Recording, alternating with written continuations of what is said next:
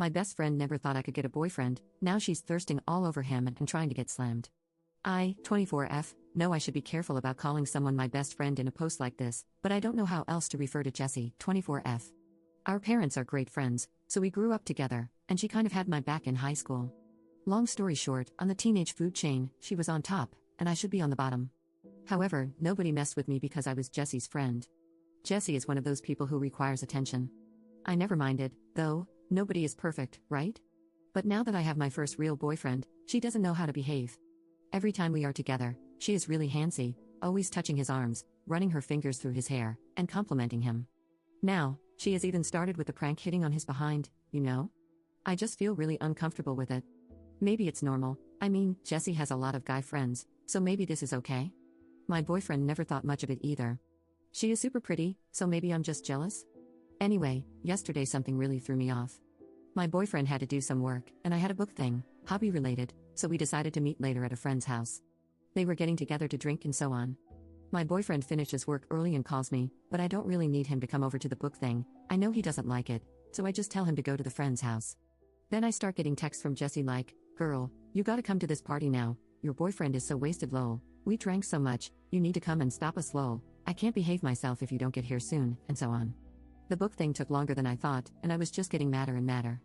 But I am a very non-confrontational person, so I deal with it.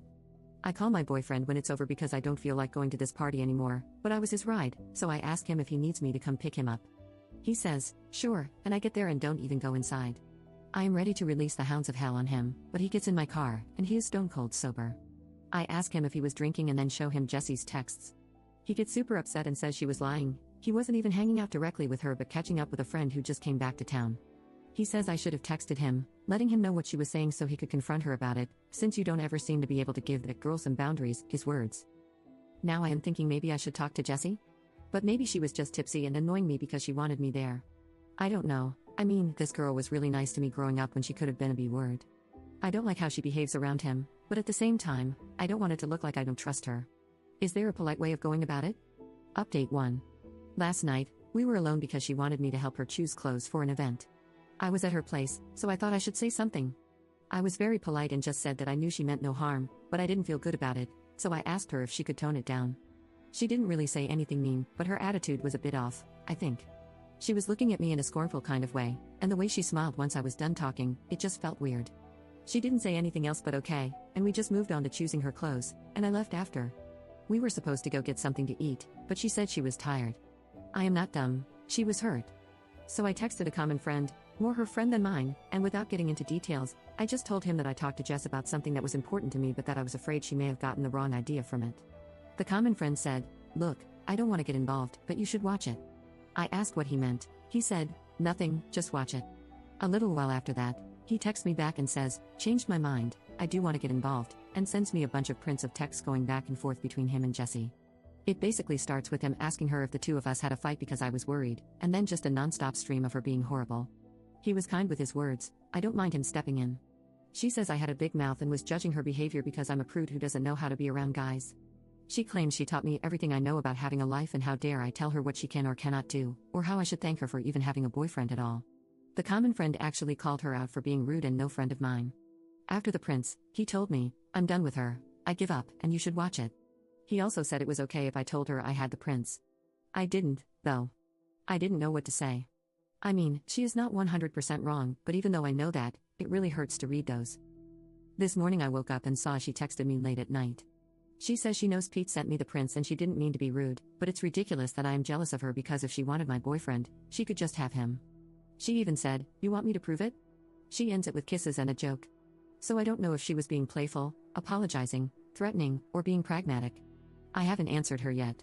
I don't know what to say. Should I even say something? Or should I just let it go? Update 2. Turns out she already went after him. I was stupid. My boyfriend is already doing it with her. A friend convinced some other friends to send me prints of texts between themselves and either my boyfriend or Jessie, and they are pretty clear. I confronted my boyfriend, he looked lost, said he loves me, and it wasn't anything serious. He says Jessie kept throwing herself at him, teasing him, and he said he didn't like her. He said he just did it with her to see if she would move on and leave him alone, and that it only happened a couple of times. He says he won't do it anymore, he doesn't even like her, he loves me, asking me to please forgive him. From the text, once I finally made it through them all, I think that Jessie went to the party, where my boyfriend and I met, because she wanted to hook up with him. She had it bad for him, but he didn't feel the same way. She was trying to get him to break up with me, and then to get me to break up with him, and it worked. As of yesterday, he is a single man. In some of those texts, they are talking about some of the hookups. I feel sick to my stomach. I blocked him because he was still trying to get in touch, and I ghosted her, but she just sent me a message saying she just heard what happened and, you know, this was probably for the best, right? I just feel like screaming. Update 3. I said I'd come back if anything relevant happened. My ex-boyfriend kept trying to get in touch through common friends. They kept asking me to unblock him and at least hear him out because he was really sorry. He loved me, he was a mess, and he didn't mean to. Someone even went as far as to ask me if I was really sure it happened. They offered to send me prints of texts where he was talking about me, so I'd see how he always had great things to say and how much he cared, but I've had it with the print screen drama for life and said no. To the ones who insisted, I told them I wasn't unblocking him, had nothing to say or hear, and if they kept pushing me, I'd block them too. I ran into my ex-boyfriend at this book thing I often go to. Maybe I'm being presumptuous, but I think he went there for me.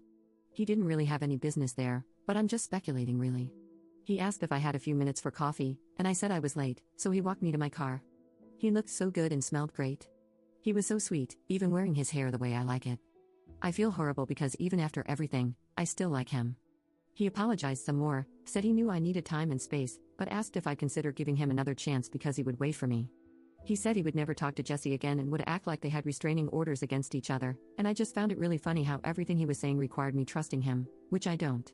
So I told him I wasn't interested anymore, and he should move on. I wish I said something snappier or wittier, but I had nothing. This was Saturday, and I haven't heard from him or friends since. I think that was that. Jessie also kept trying to talk to me. Like I told some of you in comments, I had a trip coming up. It would have been me, Jessie, my ex-boyfriend, and a few other friends. Since Jessie couldn't afford it, my parents paid for most of her expenses. She must have remembered this right after everything went down and panicked because I had everything like vouchers, confirmation emails, credit card info, etc. I didn't block her at first because I admit I was having some fun watching her despair. I talked to my mom, and she was amazing. She told me I should cancel everything, even if it cost us money. It was fine, so I did. And for one last bit of print screen drama, I printed all the emails I got confirming cancellations and sent those to Jessie with the word bye before blocking her. My roommate has been amazing. We were never really close, and now I don't even know why.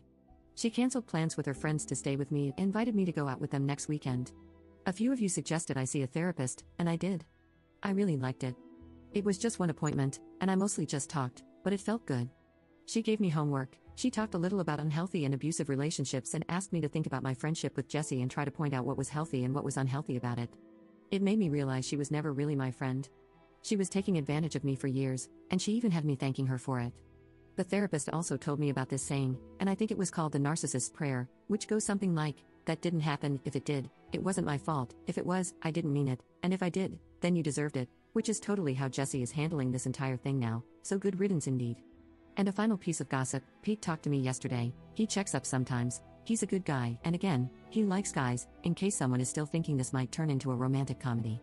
He said Jessie was super sure that since I broke things off, she and Dean would hook up right away, but apparently, he doesn't have the same plans, and that freaked her out over the weekend. Pete says he really is a mess and went out drinking hard for 4 nights in a row to the point he had to be carried home by his pals. And yesterday, they all went out for lunch at this burger place. Jessie was going to run her fingers through his hair or something, and he just pushed her away and told her to stop and never touch him again. Great that now he manages to do that, huh? I guess, in the end, he really did like me in his sick way. The thing is, I don't want to be with someone who likes me in a sick way. I want to be with someone who likes me in a healthy way, and I think I deserve that. I'm also thinking about taking the money I got back from the trip to go somewhere else by myself, but haven't decided yet though. Anyway, this will be the final update on this, as it is unlikely that I will have anything new to add. Now, I think I just need time to heal and let go, you know.